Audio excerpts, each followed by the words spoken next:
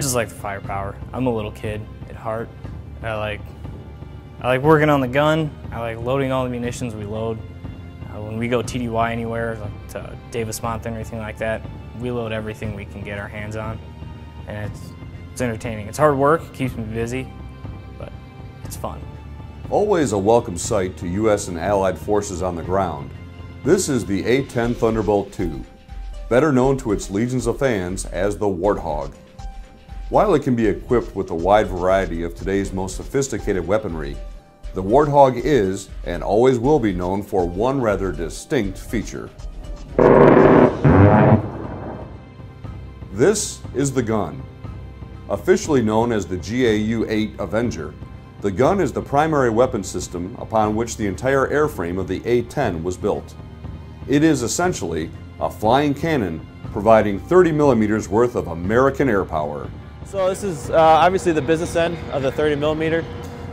Here are the rounds right here. So this is the casing for the round, and these are actually, they stay within the gun because if you were to spit these out, like a lot of times other guns will, so much ballast and the center of gravity of the aircraft will come off so much that you have to keep it in. A normal combat burst is what we call it. It's a 2-second squeeze. So with the gun spinning out, that's around 112 rounds for 2 seconds. With the amount of rounds that we have, which is 1,100, I guess about 9 trigger pulls of useful, I guess, combat damage that we can provide.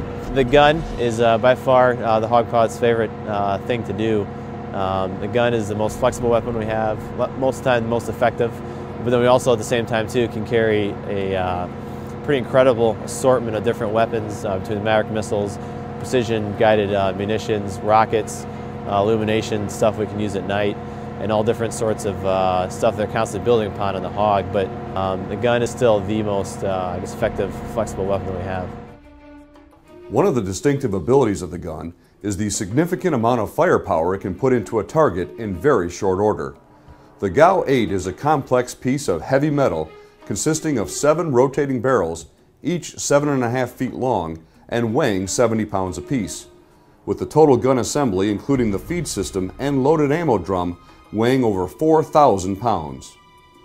Airmen working in the aircraft armament systems field are responsible for keeping the weapon system inspected, maintained, and capable of spitting out up to 70 rounds per second.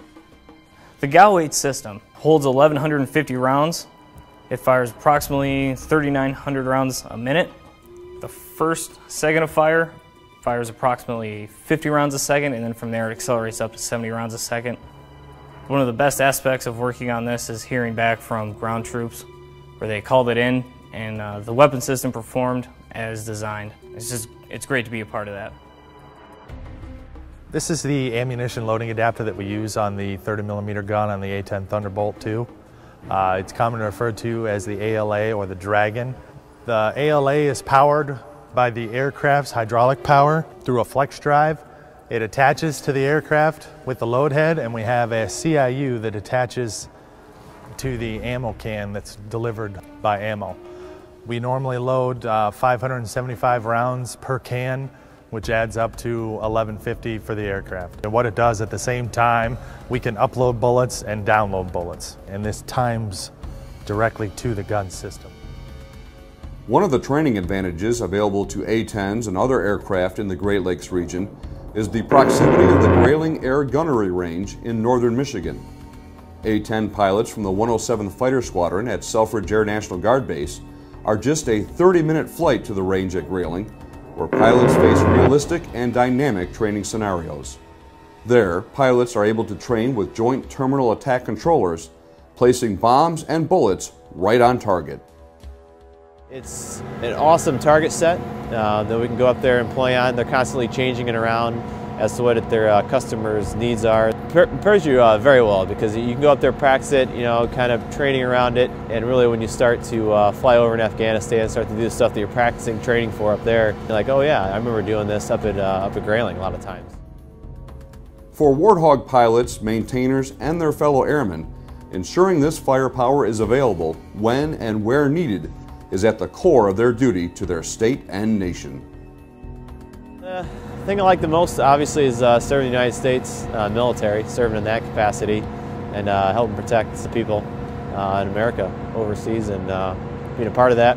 Our biggest thing that we do as hog pilots, helping out the troops on the ground and you know, providing that aero coverage that they could need at any time.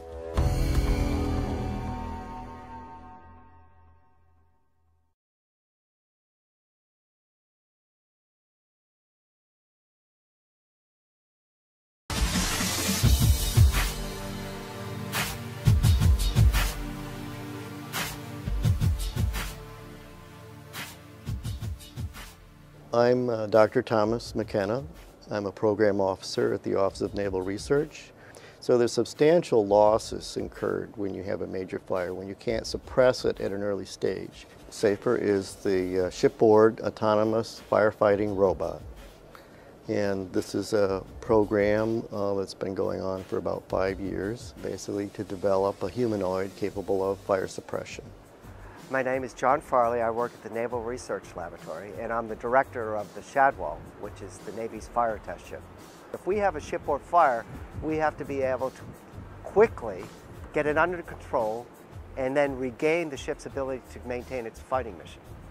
You know, we have not only the ship, but we have ordnance on board, and we have a lot of flammable systems on board. Sometimes it's hard to keep the sailors up to the latest as far as training is concerned. Or sometimes they could create an environment and make it worse. Now the robot could be trained and constantly updated to make sure that the conditions are not as bad as what a human could make it. Well, our objectives for the demo on the Shadwell were to show that the robot could walk over what was a very uneven floor, that it could orient itself to the fire, that it could autonomously handle the hose, operate the hose, aim the hose, and suppress the fire, which it succeeded in. I'm Brian Latimer. I'm an associate professor at Virginia Tech in the Department of Mechanical Engineering. I think robots are well suited to be sent into those environments, and bipedal humanoid robots are particularly good for those applications because even in the tight, confined conditions that you might have inside of structures, these types of robots can be designed to maneuver in those conditions. SAFER is an electromechanical robot, so it's driven by batteries and all the motors are electrical. So we put a rain gear type suit on the robot just to protect it from those types of basic steam, particulate, and water drop hazards. So we have visible cameras on board the robot. We have something called a LiDAR, which is a rotating laser that gives the location of the points in the field of the view of the robot. And then lastly, we have stereoscopic thermal imaging cameras that the robot uses to detect and locate the position of a fire so they can suppress it. We combined the notion of smart sensors in the spaces, microflyers that can fly even in smoke, go through those extremely narrow doors, that it could locate fires and operate in those hallways even in dense fire smoke. And it succeeded all those tasks. So today was the first time we came on board an actual Navy ship. We were able to do a lot of things today that we hadn't done previously, and we have a lot of hope for new advancements in the future. We have some fundamental issues in robotic mobility that we still have to address, as well as working out the human system integration issues. And we'll continue to advance the capability with better and better demonstrations. At the current time, the robot is teleoperated, so you have operators standing off with the computer console. Where we intend to go is to have a combination of natural language and gesture control. The robot has gone through amazing transition within 4 years. And I think it's a worthy investment for a long-term project. But it's going to take a lot of time, a lot of dedication. And we're working towards human-robot teams, what we call the hybrid force. Humans and robots working together.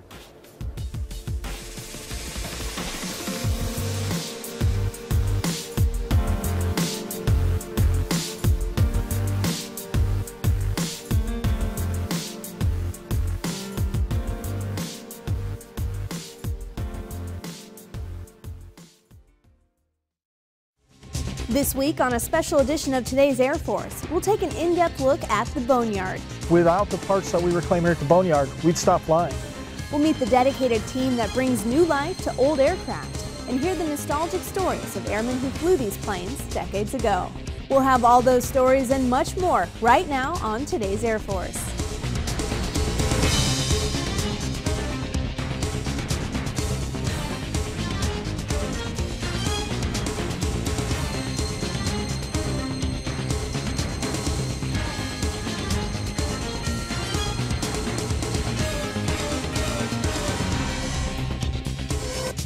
Hello and welcome to a special edition of Today's Air Force. I'm your host, Staff Sergeant Shannon Ofiara. On this special edition of the show, we're taking you to Tucson, Arizona for an inside look at what happens to Air Force planes after they've flown their last mission. Recycling is not a new concept for the Air Force. In fact, we've been doing it throughout our history. And getting new life out of old aircraft is the main purpose of the Aerospace Maintenance and Regeneration Group at Davis-Monthan Air Force Base. Seen from the air, this sprawling 2,600-acre facility is filled with rows of neatly arranged aircraft, many which look almost ready for takeoff. But on the ground, it's a different story. With all sorts of planes in various stages of disassembly, many of them several decades old, it's easy to see how this place got the nickname that most people know it as, the Boneyard. Tech Sergeant Nicholas Kurtz explains how the program got its start.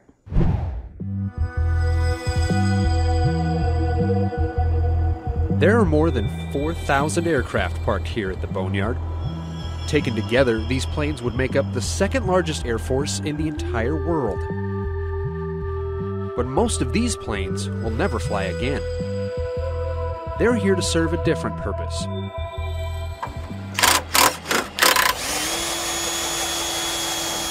The Boneyard is where the Air Force and every other U.S. government agency sends their decommissioned airplanes to be taken apart, reused in other aircraft, or turned over to the Defense Reutilization and Marketing Office to be sold as scrap. The reclamation process at AMARG is able to extract the very last tax dollars from these aircraft after they've reached the end of their useful operational lives. It's a mission that's been helping save taxpayers money since the end of World War II. Shortly after the Second World War, there were huge quantities of surplus aircraft scattered all over the world. A lot of them were scrapped where they were in theater, depending on the types. Other airframes were identified as having value for potential future use, or there just wasn't enough capacity in the overseas theaters to dispose of them as required. So a lot of them were ferried back here. In particular at Arizona, a lot of B-17s, B-24s, and B-25s were all located here.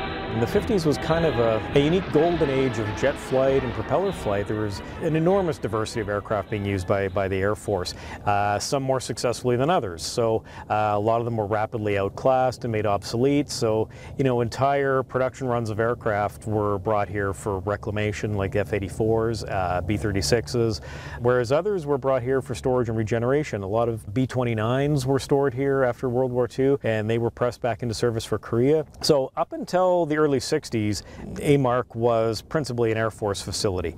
The Navy and the Marine Corps maintained their own facility up outside Phoenix at Litchfield Park.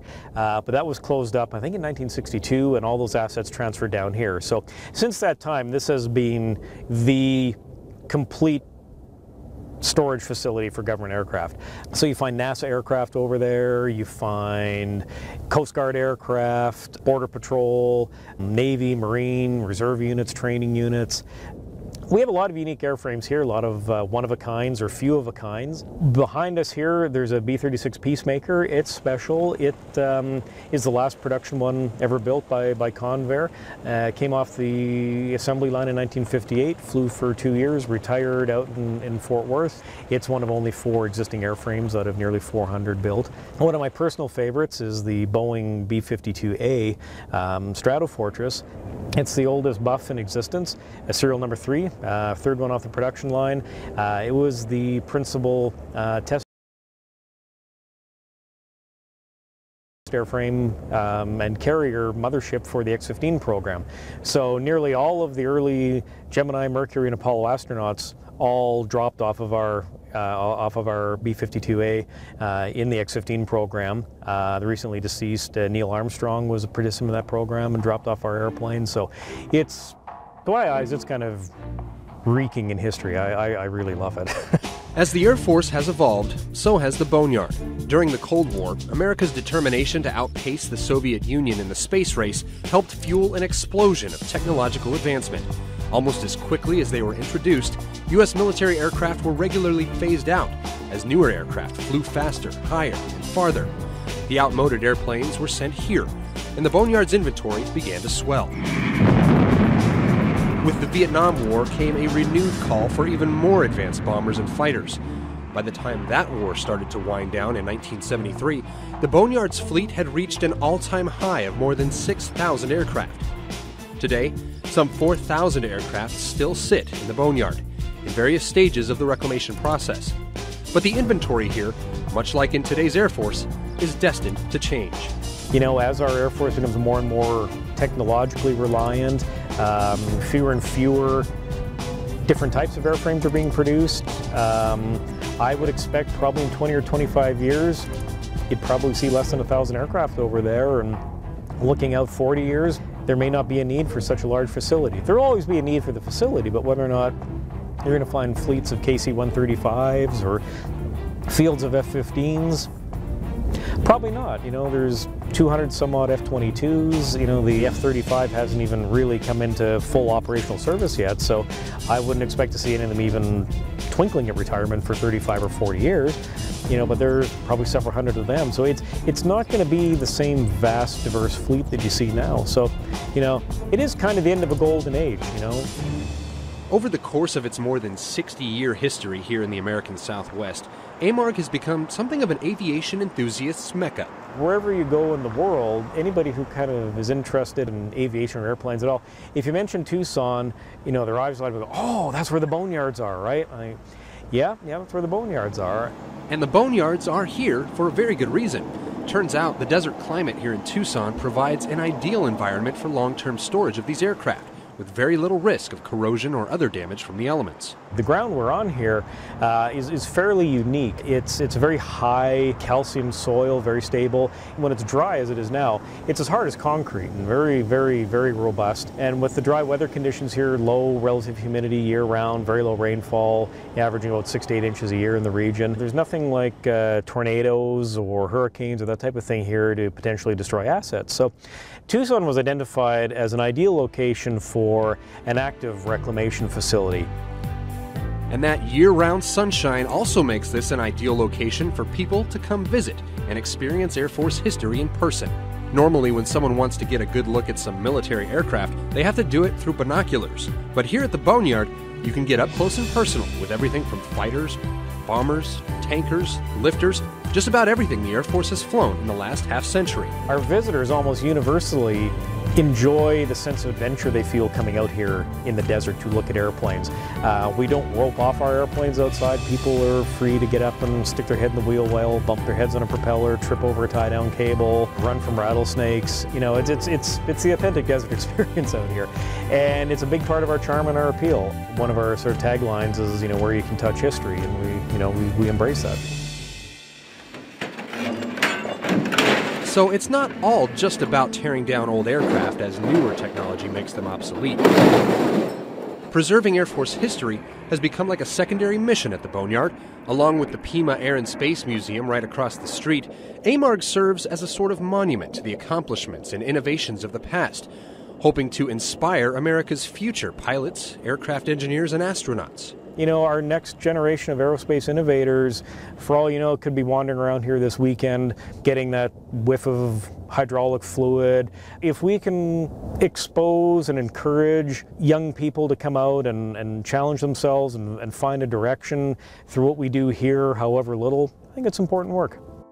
Time and technology march on. The Boneyard will continue in its mission, taking custody of outdated aircraft, salvaging and reusing every part possible.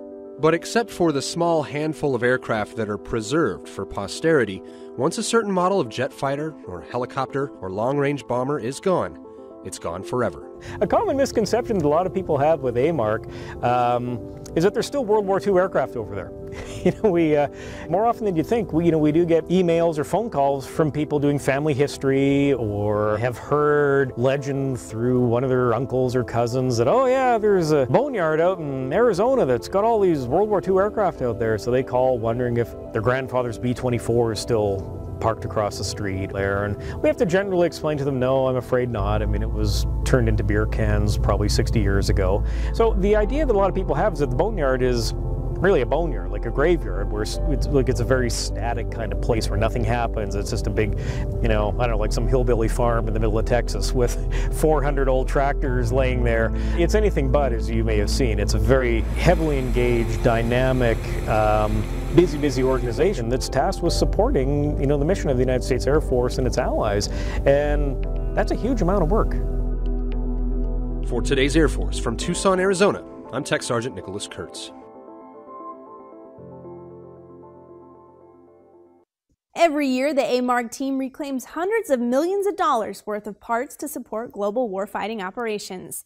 The Boneyard is one of the most cost-effective programs in the entire federal government. For every $1 spent on performing the mission at AMARC, the combination of parts reclaimed and aircraft decommissioned results in nearly $11 being returned to the Treasury, an annual return on taxpayer investment of more than $1 billion. Coming up, a look at the process aircraft go through once retired, when today's Air Force returns. I don't know what it's like. I don't know what it's like to be in a war. I don't know what it's like. I don't know what it's like to be shot at. To be put in harm's way. Put my life on the line. I don't know what it's like. But I do know no one comes back the same. No matter how tough you are, how brave, how patriotic, anybody can get hurt. And not just physically hurt. If you're a service member or in a military family and you're feeling hopeless, you're not alone. Please call this number. It's confidential and free. Your family needs you. We need you. Thank you for your service.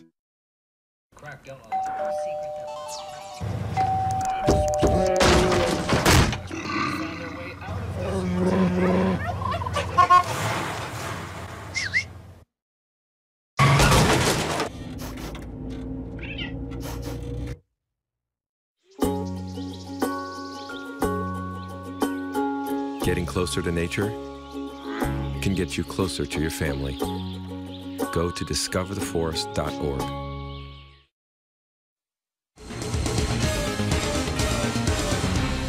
Welcome back to this special edition of Today's Air Force. So far, we've shared a little bit about the Boneyard, its history, and its importance today to Air Force missions worldwide.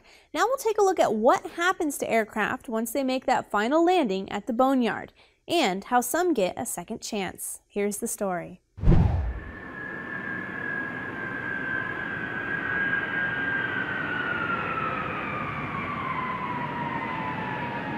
We're bringing this airplane here. It's its last flight. It's being retired from service in the Air Force to the Boneyard. It's flown over 20,000 hours, delivered cargo all over the world.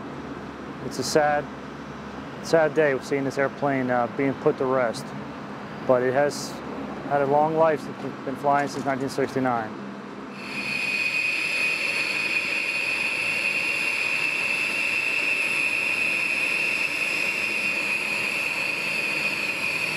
What we came here to do is deliver this 2 ship of B-1s to the AMARC. We're sad to see them go. They've been great workhorses, but it's time to put them to sleep. And so we flew in here from Dyess Air Force Base, the 9th Bomb Squadron. We're sad to see her go. She's been a great asset and really good at helping us defend our nation.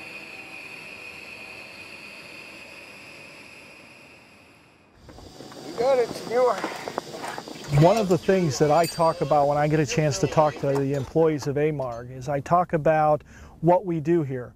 Do we store airplanes? We sure do. But that's not what's important about us for the Department of Defense. The most important thing we do is support the warfighter through different technologies and through different operations. We have 5 major processes that we do here. The first is storage, which most people are familiar with, taking an airplane, preserving it here and keeping it in the desert for future use. Our role is to preserve incoming aircraft.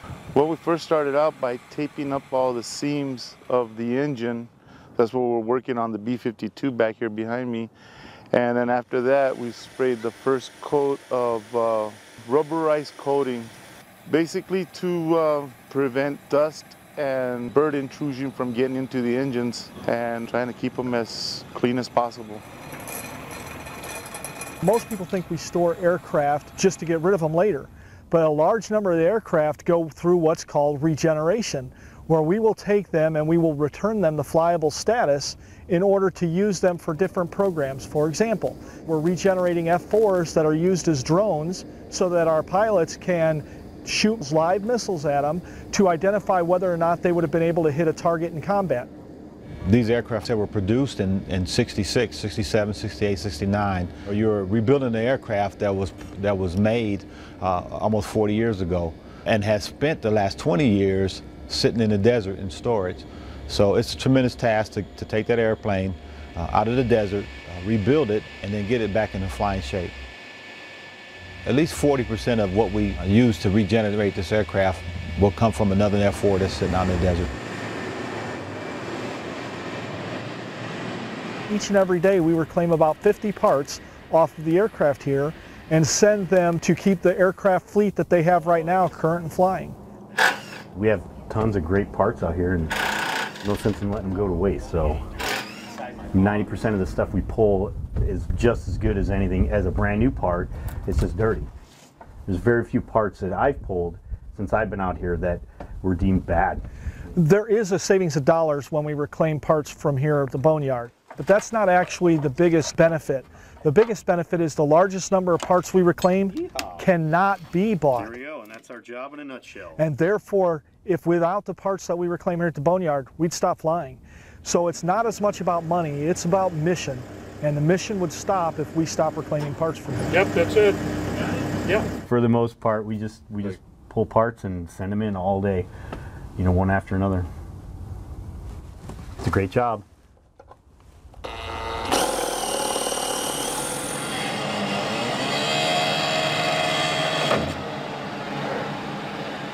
So a lot of different things occur here all the time. We also do a little bit of disposal, taking aircraft that nobody has a need for anymore within the entire federal government and actually getting rid of them, cutting them up into tiny pieces and getting rid of them.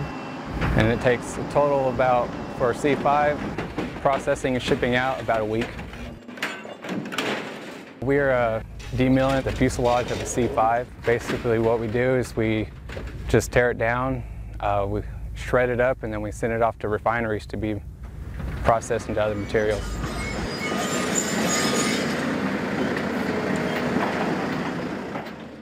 I can see we're driving down the road and some of the aircraft and missing wings and missing the canopy. They think, yeah, it's a junkyard or the boneyard. Yeah, but they don't realize that missing wing might be flying in another aircraft. That missing cockpit window could be in another aircraft. Some of us retired military think that that's it, we don't do nothing else, but no, we continue with our mission, helping out the younger soldiers one way or another accomplish their mission. And now let's take a look at some unique imagery from the boneyard.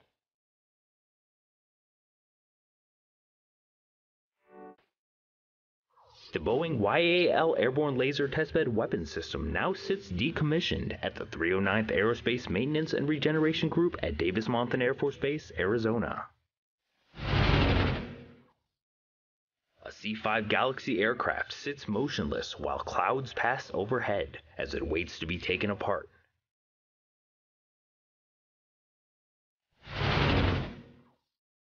Rows of F-15 Eagles and F-16 Fighting Falcons are stored and preserved. This allows them to be recalled into active service within 72 hours if needed. The F-4 Phantom II, which served as the principal air superiority fighter for the Air Force for over 20 years, has been a resident of the Boneyard since 1996. And that's Photos from the Boneyard. I'm Staff Sergeant Michael Brady. Coming up, we'll meet airmen who flew these aircraft and their special connection with the Boneyard when today's Air Force returns.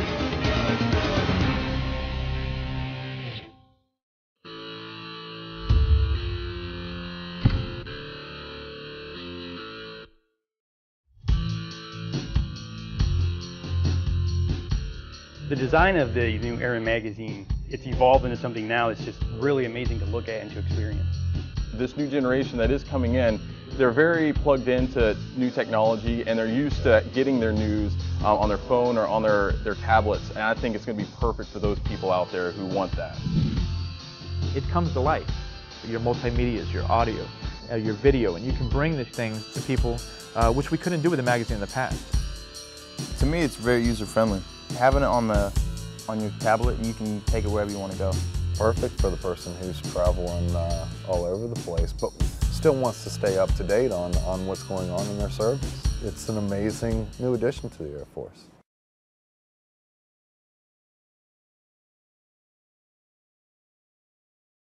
Environmental management systems empower pollution prevention. They empower us to know what is disposable and what is reusable. To rethink what we already do, but with a renewed purpose. And they remind us how all the small things can equal big results. Helping us build a better world one day at a time. With EMS to light the way, each one of us can make a world of difference. EMS. Conserve today, secure tomorrow. Blue Acts of Green.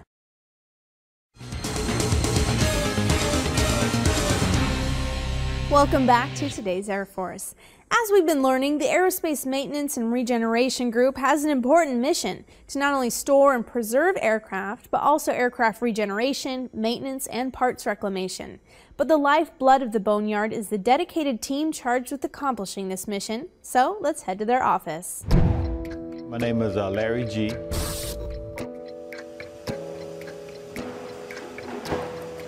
Right now you're in the F4, a drone production hangar. A drone is an unmanned aircraft that is flown by a man on the ground by way of radar and radio signals. We produced our F4C models and F4E models to become full-scale aerial targets. We tear them apart, and we put them back together. We make them flyable. We take 2 flights to produce it, and then we send it to Mojave, where it receives a drone package and becomes a full-scale target. It's a tremendous task, but we have had several aircraft come through here where members that are working on them used to crew them. My aircraft actually came through here. I actually missed aircraft tail number 1197. I crewed it while I was at Clark Air Base.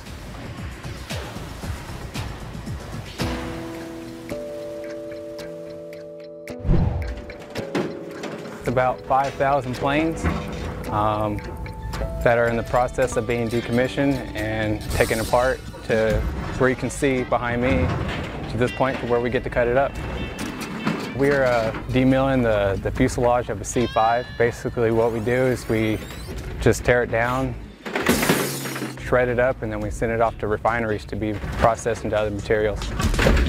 Right here, the C5 here takes about 4 days of work to cut down and to process. Just what we do is we shred it down and then we just ship it to refineries. And I just cut it into areas that I feel like it would be easiest for me to handle. I just break it.